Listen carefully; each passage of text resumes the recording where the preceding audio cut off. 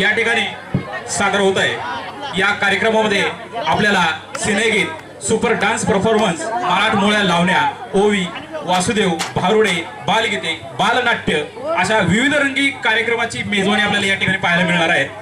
तरी सर्व प्रेक्षकांना मी एक विनंती करतो की त्यांनी कार्यक्रमाच्या सुरुवातीपासून अगदी शेवटपर्यंत आपली जागा न सोडता अगदी शांतपणे कार्यक्रमासाठी सहकार्य करायचं आहे। त्यानंतर आमच्या शाळेतील हे बाल कलाकार आहेत, त्यांच्याकडे एक कलाकारांच्या भूमिकेतून पाहावं आणि त्यांना त्यांच्या कामासाठी टाळ्या वाजून दाद द्यावी आणि त्यांना प्रोत्साहन द्यावं। धन्यवाद। सर यांनी सुद्धा व्यासपीठावर यावं।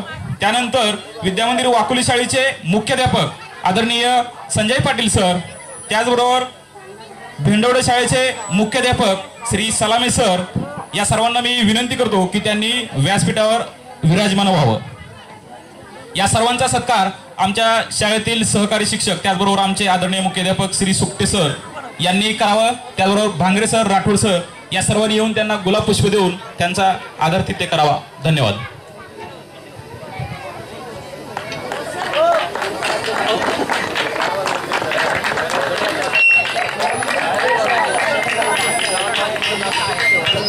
शामूर अमुक कांबळे यांच्यातर्फे 20 रुपये बक्षीस मिळाले आहे। धन्यवाद।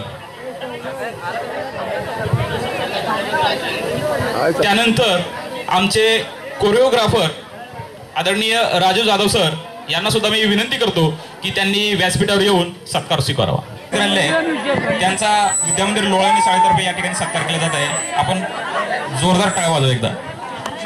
सर त्यानंतर शाळा व्यवस्थापन समितीचे अध्यक्ष आपल्या चिमुकल्यांसाठी शुभेच्छा संदेश सुद्धा देणार आहेत, त्यांनी व्यासपीठावर यावं। सादर होणार आहे ज्याची आपण बऱ्याच वेळापासून वाट पाहत आहोत, ती म्हणजे संपूर्ण महाराष्ट्राला वेड लावणारी, अहो महाराष्ट्राच काय तुम्हा आम्हा सर्वांना वेड लावणारी म्हणजेच महाराष्ट्राची लोकधारा, ती म्हणजे लावणी।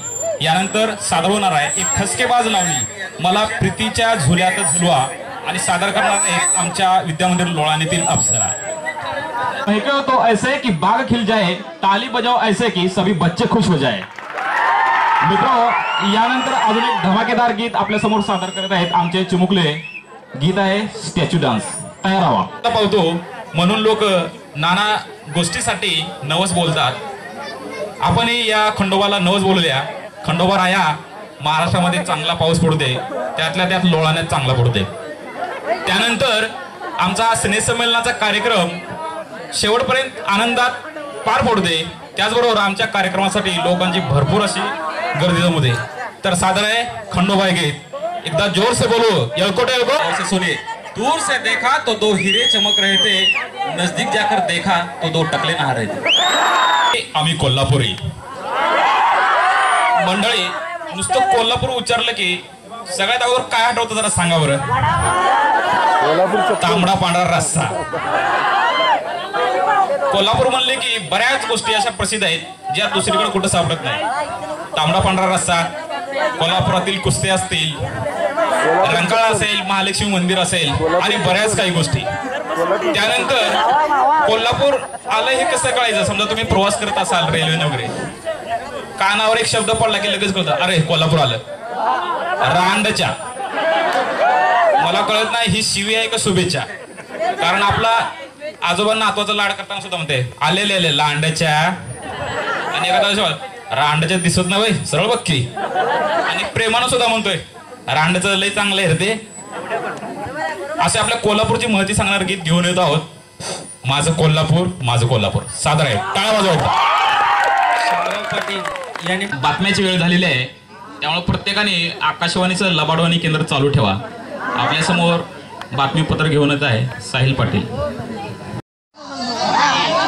अहो मला सांगा, 4 वर्ष शिकल्यानंतर डिग्री मिळते म्हणून आपण काय शिक्षण सोडतो का? अजिबात नाही। बरं, लग्नात एकदा गळ्यात माळ टाकली की बायको कायमची चिटकती म्हणून कोणी बायको टाकतं का? मला सांगा, दारू का म्हणून टाकायची?